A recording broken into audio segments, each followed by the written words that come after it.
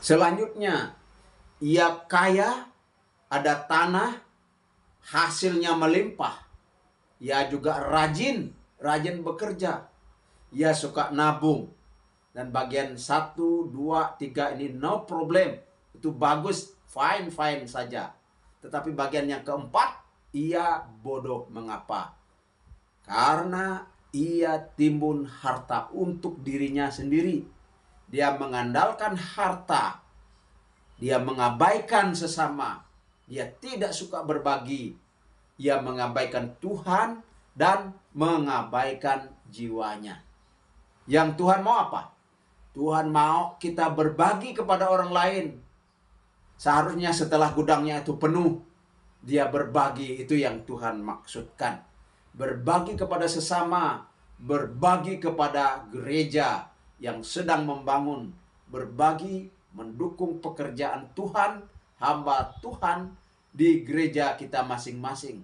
Lembaga gereja, organisasi gereja, kita berbagi ke situ. Dan kalau itu yang kita lakukan, itulah kaya di hadapan Tuhan. Bagian yang kelima, ia mati. Sebenarnya mati itu hal yang biasa. Semua orang juga akan mati. Saya akan mati. Saudara juga akan mati. Tetapi mati di situ dikatakan karena ada kaitannya dengan harta. Setelah dia mati, malam itu juga dia mati, kata firman Tuhan. Untuk apakah harta kekayaan itu tadi? Itu sia-sia. Ya. Boleh kaya, tapi kaya di hadapan Tuhan. Boleh kaya, tapi gemar berbagi. Inilah yang Tuhan maksudkan. Boleh menabung secukupnya. Jangan pula kita boros-boros. Menabung itu penting. Karena pada saat genting, tabungan itu dapat kita ambil untuk keperluan kita sehari-hari. Ada cerita menarik. Ya, kita katakanlah ada Bondi dengan pamannya. Mereka mau membeli Tuhan. Ya. Saudaraku, ceritanya begini. Pamannya itu paman yang baik. Dan dia merawat si Bondi ini sejak kecil sampai dia agak besar. Sudah 5 tahun lah kira-kira seperti itu. Tapi pamannya sakit. Dan pamannya ini tidak punya uang untuk membayar di rumah sakit.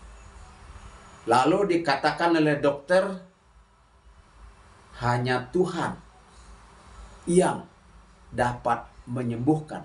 Lalu didengar oleh si Bondi. Lalu si Bondi ini bawa uang seberapa dan dia pergi ke apotek. Pak, saya mau beli Tuhan. Karena hanya obat yang bernama Tuhan yang bisa menyembuhkan. Lalu si apotek itu ketawa. Mungkin sudah kayak gini, ya. Atau mungkin tidak mengerti. Lalu diusirnya ke apotek yang berikutnya, ke apotek yang berikutnya sama. Tetapi suatu kali dia bertemu dengan seorang, dia bilang, "Pak, saya mau beli Tuhan. Bisakah Bapak bantu?" "Oh ya bisa, saya bisa.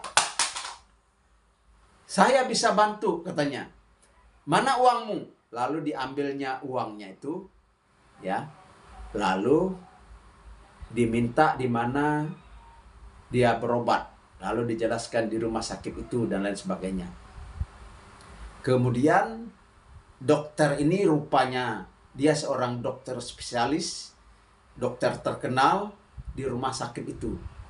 Dia bilang kepada stafnya, kepada dokter-dokter yang lain, "Tolong rawat, beri pelayanan kepada seorang bapak ini. Dan jangan ditunda-tunda." Dan akhirnya bapak ini dirawat, diobati sebaik-baiknya. Singkat kata, sembuh. Lalu ditulis surat ataupun tagihan. Dan begitu besar, ratusan juta biaya perawatan di rumah sakit itu. Tetapi ada kata-kata terakhir.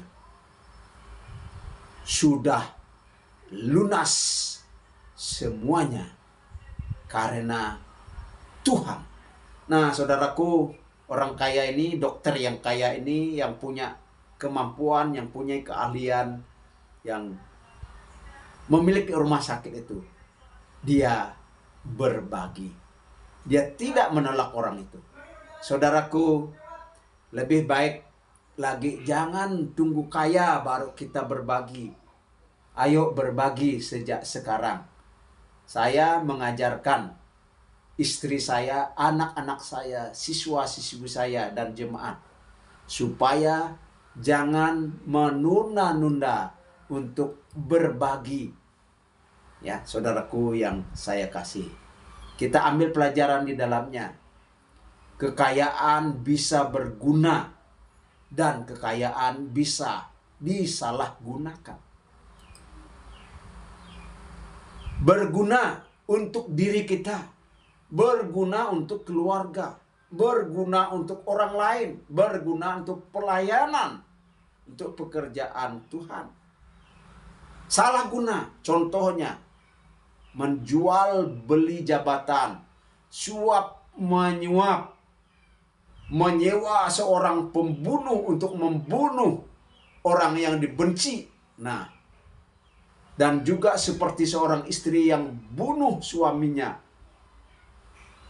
atau seorang suami yang membunuh istri simpanannya karena istrinya itu kaya. Saudaraku, seperti yang kita dengar cerita di awal, contoh di mana Aulia Kusuma, seorang istri membunuh suaminya, membunuh anaknya, dan untuk